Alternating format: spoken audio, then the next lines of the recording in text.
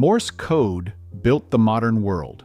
For over 150 years, every transatlantic telegram, every SOS from a sinking ship, every battlefield order ran on dots and dashes. It was the most influential communication system ever created. And by 1999, every major institution on Earth had officially abandoned it. What nobody expected was that the code would simply refuse to disappear. How does a technology go from wiring the entire planet to being declared obsolete and still end up more alive than ever? That story starts in the 1830s with an American artist named Samuel Morse. Working alongside Alfred Vail and Joseph Henry, Morse developed a system that encoded human language into electrical pulses. Short pulses for dots, long pulses for dashes. The genius of the design was linguistic frequency analysis. The most common letter in English, the letter E, was assigned a single dot. Rare letters like Z received much longer sequences. The entire system was built to maximize speed.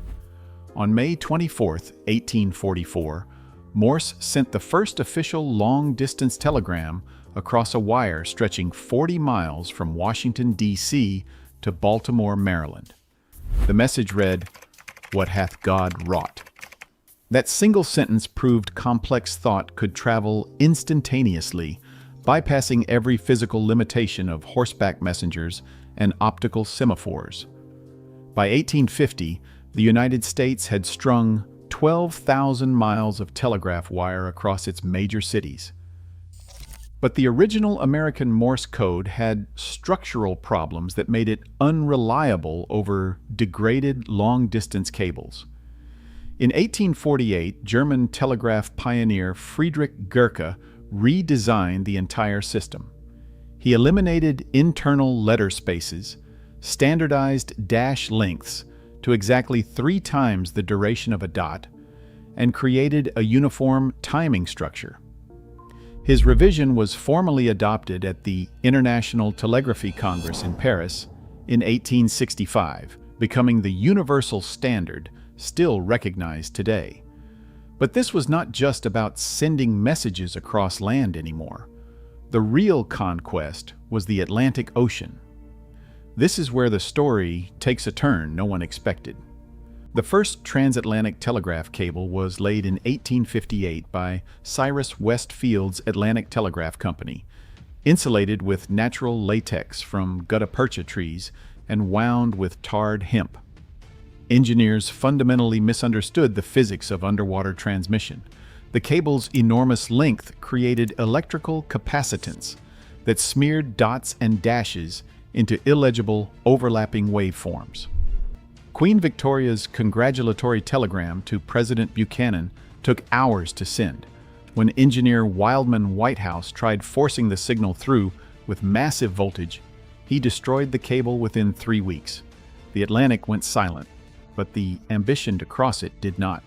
Improved cables in 1865 and 1866, guided by the innovations of physicist Lord Kelvin, finally established permanent transatlantic communication. Human operators listening to faint telegraph clicks became the foundational processors of a global network. Even the fastest among them maxed out at roughly 40 to 60 words per minute. But for the 19th century, that speed reshaped international commerce overnight. But wired telegraphy had one enormous limitation. It could not reach a ship in the middle of the ocean. In 1901, Italian inventor Guglielmo Marconi proved that Morse code could travel wirelessly. He transmitted the letter S, 3 dots, from Poldhu in Cornwall to Signal Hill in Newfoundland. No wires, no cables. The experiment accidentally confirmed the existence of the ionosphere, the charged atmospheric layer that bounces radio waves back to Earth and enables over-the-horizon communication. Wireless Morse code immediately changed life at sea. The first recorded wireless rescue happened in March 1899, when the East Goodwin lightship off the English coast was rammed by a freighter in dense fog. The experimental Marconi apparatus successfully transmitted a distress call 12 miles to the South Foreland Lighthouse, and the crew was saved. The clock was already ticking on creating a universal distress protocol. The world just could not hear it yet. Different nations used different distress signals. Britain used CQD. Germany used SOE. The United States used NC. In 1906, the International Radio Telegraphic Conference in Berlin settled the confusion by adopting 3 dots, 3 dashes, 3 dots. SOS, chosen for its unmistakable rhythm, not because it stood for Save Our Souls. Then came April 1912. Wireless operators Jack Phillips and Harold Bride transmitted both CQD and SOS as the Titanic went down. The Carpathia responded and rescued over 700 survivors, but several ships nearby, equipped with wireless, never received the call. Their radio operators were off-duty or asleep. You would think someone would have raised that concern beforehand. Nobody did. The disaster forced the 1914 International Convention for the Safety of Life at Sea, which mandated continuous 24-hour radio watches on all passenger vessels and standardized the SOS protocol globally. Morse code was no longer just a commercial tool, it was international law.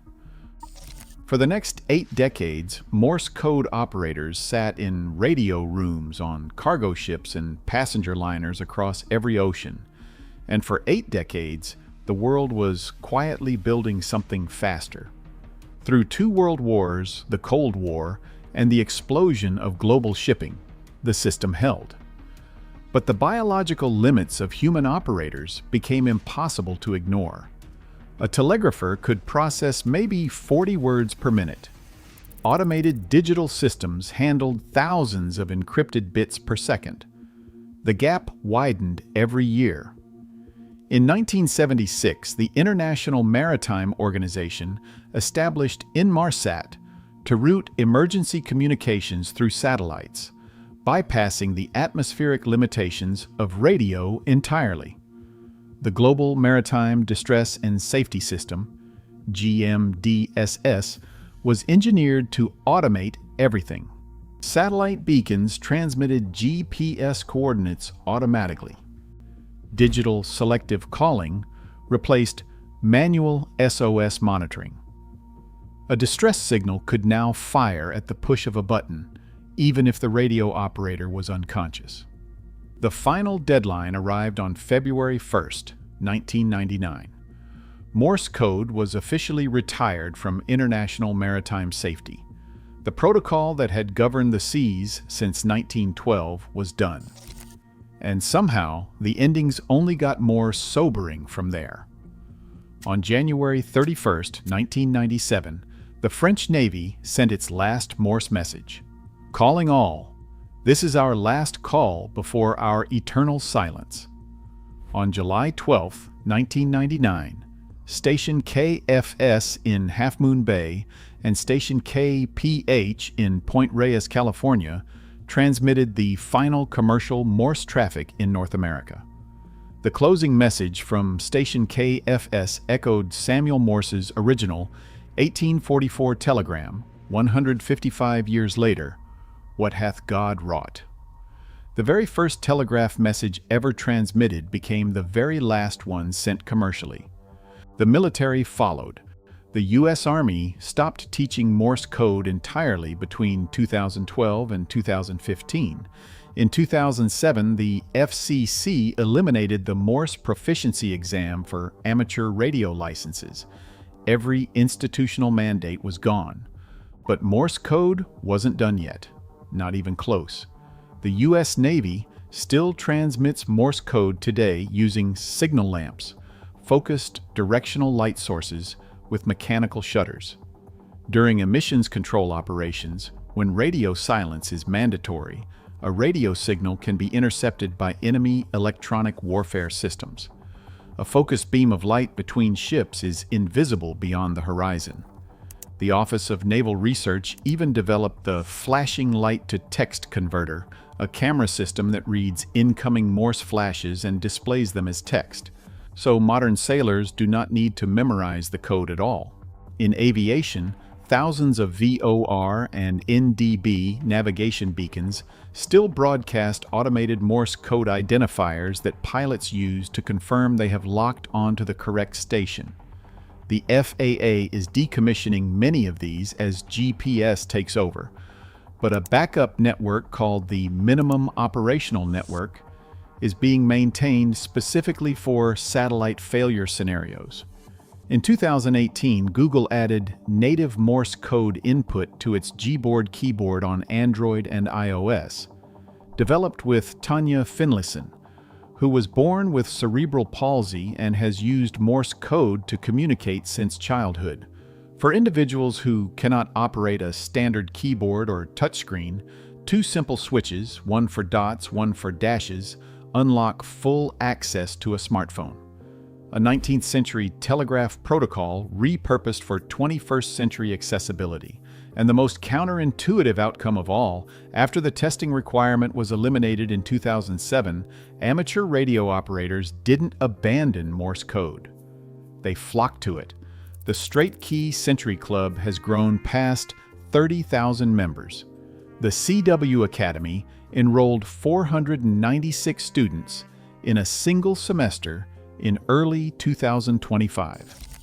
The Long Island CW Club spans 68 countries, with over 7,400 members. Freed from being a mandatory exam hurdle, Morse code became something people actually chose to learn. The physics explains why. A Morse signal occupies roughly 300 Hz of bandwidth, while a voice signal takes 2,500 Hz or more. That means a 5-watt Morse transmission can reach across oceans where a voice signal at the same power is completely inaudible. Morse code was engineered out of necessity in the 1830s.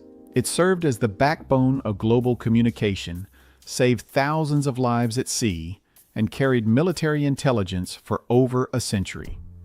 Every institution that once depended on it has officially moved on. But the dots and dashes persist, embedded in naval tactics, aviation infrastructure, assistive technology, and a global community that now considers mastering the code a badge of honor. Every system that tried to replace Morse code succeeded, and yet nothing has managed to kill it.